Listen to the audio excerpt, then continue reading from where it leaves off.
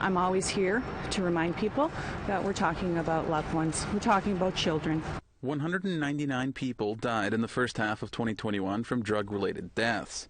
And if the pace keeps up, advocates say Manitoba will surpass last year's death total of 372. Arlene Last-Kolb is co-founder of Overdose Awareness Manitoba. She says she isn't surprised by the numbers. There's many reasons that I'm not surprised. One of the reasons I'm not surprised is because of COVID, the effects that it's had on people that use substances. There's been an increase in use of all substances. Also, too, we know that fentanyl is still on the street, and until we address that, we are not going to be able to stop what's happening in here. Most of these deaths are from a toxic street supply, so until we actually have a conversation about that, the numbers will keep rising. Last-Kolb says safe supply and safe injection sites are a few ways the deaths can be reduced. I know for a fact that we need a safe consumption site downtown. It's as plain as the nose on your face.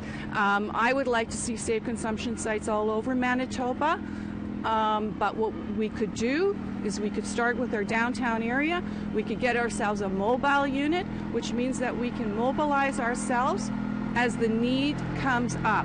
I have to show the importance that this is happening all over Manitoba, that every day I hear of more and more people losing their children. And when I say children, these are adults, these are all ages, but they are always children. They'll always be children to me.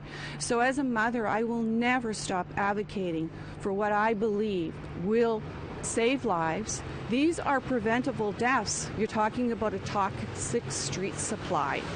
So we know that when people are offered safer substances, they'll take it.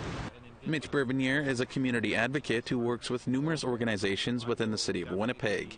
He also believes safe injection sites are needed.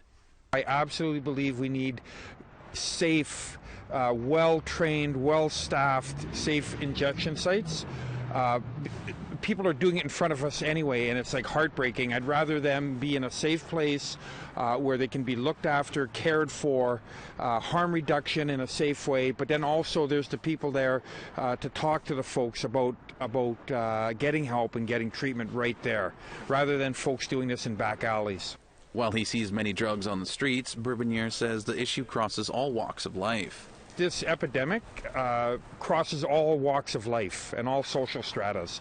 So it's every demographic is impacted. The families that I've gotten to know that have lost a loved one to overdose come from all walks of life, and this can happen to anyone. Again, no one chooses to be addicted to intravenous drugs. Like, this is a horrible condition to deal with, that kind of addiction.